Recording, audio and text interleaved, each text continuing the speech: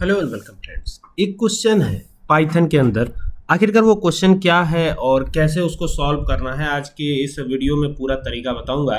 ध्यान से समझिएगा, एक एक चीज़ 100% क्लियर होने वाली है चीज़ें। ठीक है, आइए समझते हैं क्वेश्चन क्या है। ठीक है, क्वेश्चन बड़ा सिंपल सा है। क्वेश्चन जो है व्हाइल लूप से रिलेटेड है। आइए देखते हैं कि क्वेश्चन है क्या और इसको हम कैसे जानेंगे कि हमारा आंसर क्या आने वाला है। ठीक है, तो सबसे पहले तो यहाँ से पाइथन की जो ट्रेडिशनल आइडियली है उसे मैं ओपन कर लेता हूँ। पाइथन ओपन करता हूँ, या फिर आप चाहे तो अगर आपके पास VS कोड है तो VS कोड भी ओपन कर सकते हैं।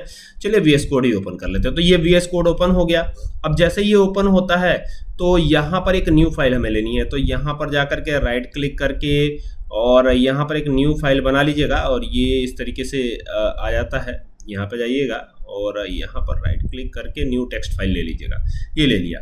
ठीक है, अब यहाँ पे क्या करना है, यहाँ पर क्वेश्चन समझिएगा। यहाँ पर एक काउंट नाम से वेरिएबल है जिसमें 0 स्टोर है।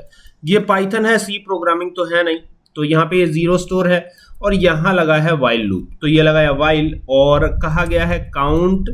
यहाँ पे ध्यान दीजिएगा, ये लिखा हुआ है काउंट, और काउंट में क्या कहा गया है कि count is less than 5। Less than 5 का मतलब समझिएगा क्या हुआ। लेस देन 5 का मतलब हुआ 4 तक। ठीक है, 4 तक ये चलेगा। और फिर यहाँ प्रिंट क्या करवाया गया है, काउंट को प्रिंट कराया गया है COUNT। ध्यान रखिएगा, कैपिटल और स्मॉल का भी फर्क पड़ जाता है। ठीक है, तो काउंट ये हमने लिख दिया और एंटर कर दिया। एंटर करने के बाद आपको लिखना है यहाँ काउंट। अब इंक्रीमेंट करवाना है, क्या करवाना है, इंक्रीमेंट। तो ये लिखा काउंट प्लस इक्वल टू 1, यानी काउंट में एक एक करके जोड़ते जाइए आप और फिर आप एंटर कर दीजिए। और यहाँ पर क्या करिए, यहाँ पे एल्स लगाइए, ELSE और यहाँ लगाइए कॉलन और एंटर कर दीजिएगा। प्रिंट, ये हो गया प्रिंट, और ब्रैकेट को ओपन कीजिएगा और यहाँ पे लिख देता हूं मैं फिनिश्ड, FINISHED। ये हो गया फिनिश्ड, है ना।